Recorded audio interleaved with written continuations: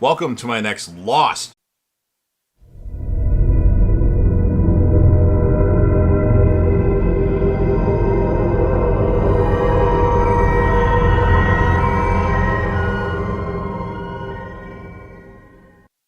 Season 2 episode review video. Before I get into that, though, pretty important. If you aren't caught up to the point where I am, you're rewatching or watching Lost, or you're just not entirely sure, then you definitely need to take the initiative and pay attention to the episode's title, which of course I'll mention as well as put in the description. If that happens to be the case, you find that you're not caught up, it would be my recommendation that you don't watch this video any further to avoid any potential spoilers. And full disclosure, I've already seen Lost 3 times. The last couple of times I've watched it, I haven't really let it resonate. I've been binging it, and some stuff I remember, some things I don't. So I'm taking my time, only watching 1 to 3 episodes per week, but I'm not the only one that's watching Lost.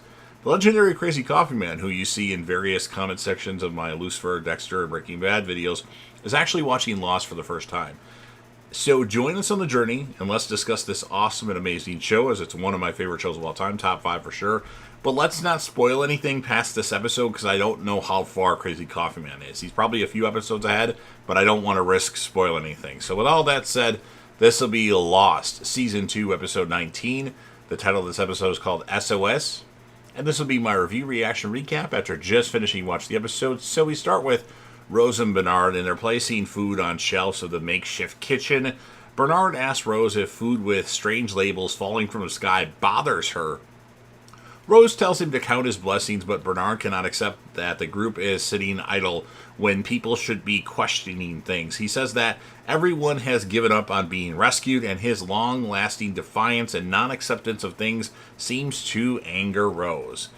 John Locke sits as the counter alarm begins beeping, trying to retrace the markings he saw on the blaster map. Scribing out his work, he is interrupted by Jack, who reminds him that the button needs to be pushed. John enters the numbers, but unenthusiastically he enters them. Jack goes to the printer Henry's cell to change his bandages, with Ana Lucia standing guard at the door, and Jack reveals to Henry that he plans on crossing the line that the bearded man told them not to cross, and demanding a trade. Henry for Walt.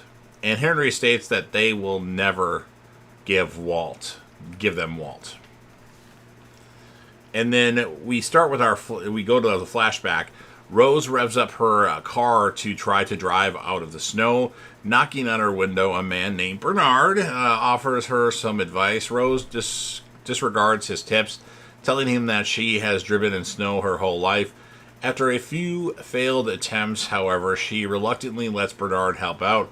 As the car manages to pull out, Bernard falls flat on his face in the snow. And then they joke around with each other, and then they introduce themselves to one another before beginning to go their separate ways. Both seem interested in the getting to know one another further. However, and Rose decides to live in the moment, asking the courage, using the courage to say, "Can I buy you a cup of coffee?" And Bernard's like, "Yeah, coffee, cool." Then we have Hurley talking to Rose about his new diet. Bernard interrupts their conversation, asking Hurley to round up some of the survivors. Rose asks him what he's doing, but he remains secretive.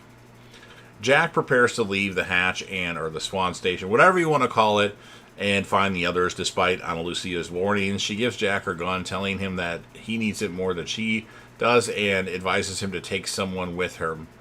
Jack decides to approach Kate. Sawyer calls Jack Dr. Giggles after a bad horror movie, and she and Sawyer sit on a bench picking measles. Now, much to Sawyer's annoyance, Kate actually agrees to go with Jack, as she always agrees to go places, leaving Sawyer alone at the shore. And then Bernard is busy rallying troops for his cause.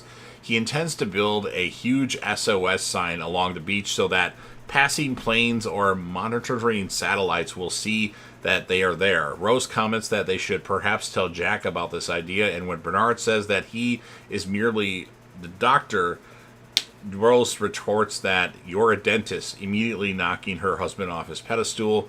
Bernard takes her aside, and Rose argues that he's giving the survivors false hope, and Bernard excuses himself like he's mad.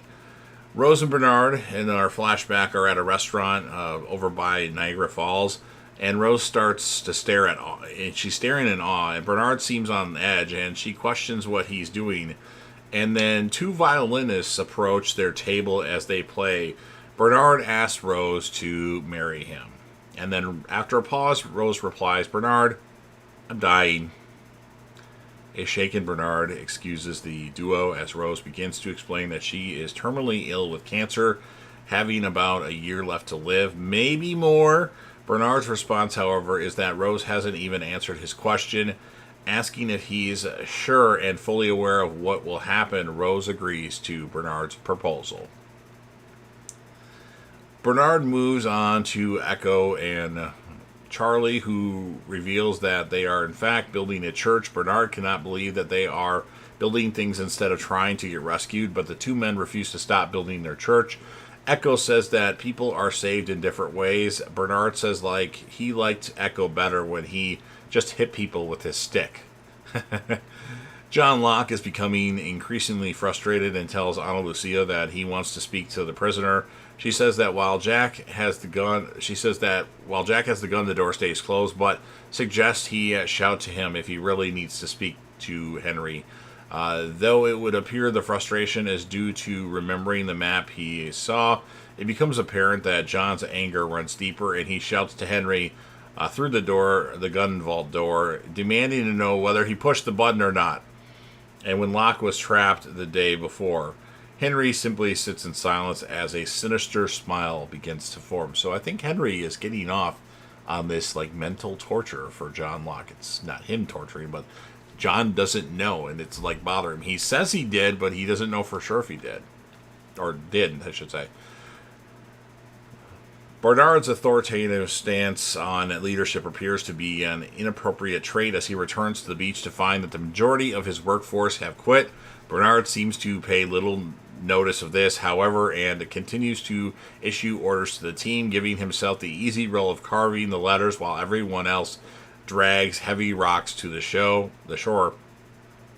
And then we're lost, Rose says, and she and Bernard drive across the outback of Australia. So back to our flashback. The two are now on their honeymoon, and Rose comments that she would have preferred a beach to driving in the middle of nowhere. However, they soon find civilization, but Bernard surprises Rose in telling her that this is where he had been heading all along. He brought her here to see Isaac, a faith healer who is said to have helped hundreds of people, ill people that is. In disgust at the idea, Rose gets out of the car as Bernard chases after her, telling her how he had heard that Isaac could deal with Rose's situation. And then Bernard continues to mumble about the lengths he has gone in order to secure an appointment. Rose abruptly shouts that she didn't ask for this, leading to an awkward silence. Rose explains that she had made her peace with what is fated for her, but Bernard retorts that he has not, and he only asked that she try to be healed for his sake. And then Bernard enlists, back on the island, Bernard tries to enlist more help for his operation, visiting Sawyer at his tent while Rose watches from afar. Like Echo and Charlie, Sawyer declines, and Bernard heads over to Rose by the water trough. Bernard accuses her of attacking him, turning his workforce against him, but Rose says that perhaps it is more due to his managerial skills than a lack of support from herself. And then they kind of bicker back and forth. Bernard argues that if he didn't always try to do something, Rose would not be here at all. The tactless remark causes Rose to this time abruptly end the conversation, and Bernard seems to realize that he was out of line. I would agree with that. Kate jokes about Jack asking her over Sawyer to accompany him. Jack, however, puts a downer on the mild flirting, stating that he chose Kate merely because the others do not want her, considering they previously had an opportunity to kidnap her, but they didn't. Kate then sees a doll on the ground, and before Jack can stop her, she touches it, causing the release of a trap. Both are pulled from the ground in a net and struggle to move as they are positioned so close to one another. They think this is probably one of Russo's traps, and Kate manages to retrieve Jack's gun and attempts to shoot the rope holding the net up. She misses, and Jack takes over, manages to free them both in one shot, despite Kate saying that she is by far the better shot. The two fall, landing right on top of each other. Man, why don't they just fuck, for crying out loud? I mean, it's obvious. Even though Kate's mingling around with Sawyer, she wants Jack.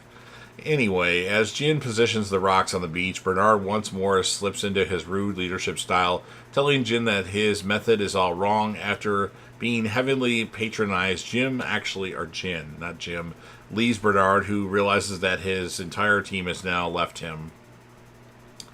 Rose approaches John Locke, and the two discuss Bernard's efforts as John has come back and sat at the beach.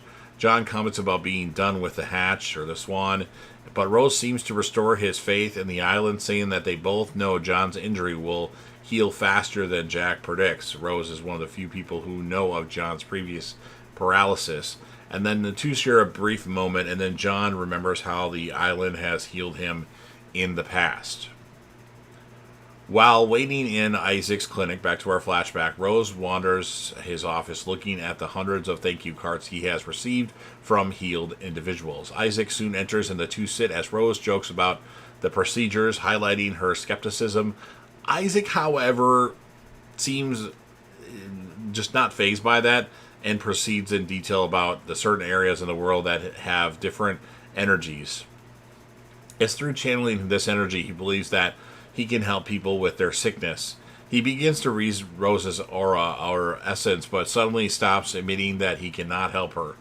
Rose replies that she never expected him to, but Isaac says that it isn't that she cannot be healed, it is that this place is not the right one for Rose.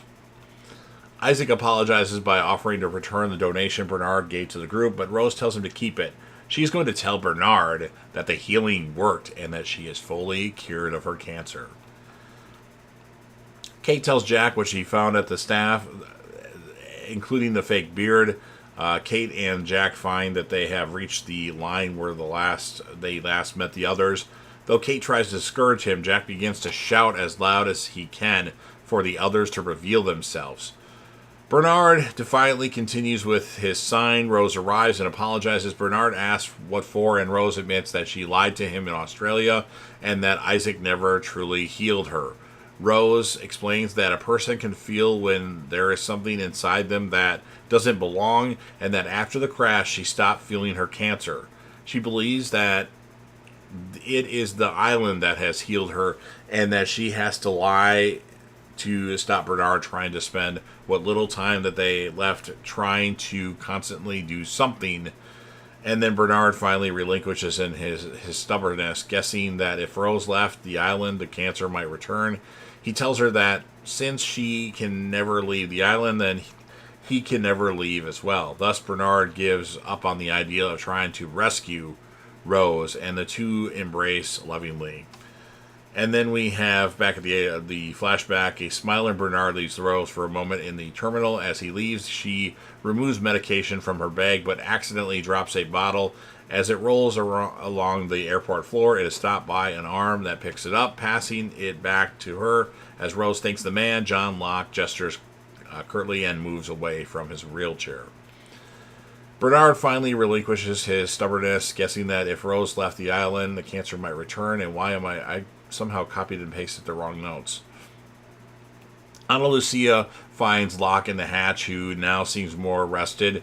With his faith returned to him, he heads to the computer room, where he at last is able to accurately draw the map he saw. And then as night falls, most of the survivors sit around campfires, many structuring their relationships with partners out at the line. Kate asks Jack how long they are going to wait out there and says that she is sorry for kissing him. Jack replies that he isn't, but before they can continue, the moment is shattered by the sight of a torch in the distance. As the two stand up, a figure emerges from the darkness, collapsing at their feet. Kate exclaims, "Michael?"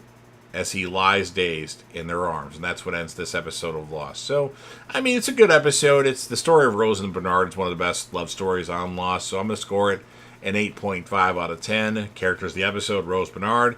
And then I think Jack and Kate did some things as well. So you've heard everything that I have to say. Now it's your turn. If you're a fan of Lost and you want to help me out with the YouTube algorithm, please consider Hulk smashing the like button, share the video with a friend, put this video on any one of your social media platforms. Don't forget to sound off in the comment section and interact with me and the legendary Crazy Coffee Man. What would you score this episode?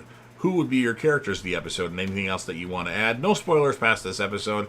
And then last but certainly not least, don't forget to hit that sub button. If you're watching the video anyway, subscribe to the channel, join the team, show your damn support, and be a part of something special, and you never know what you're going to see on JDev TV.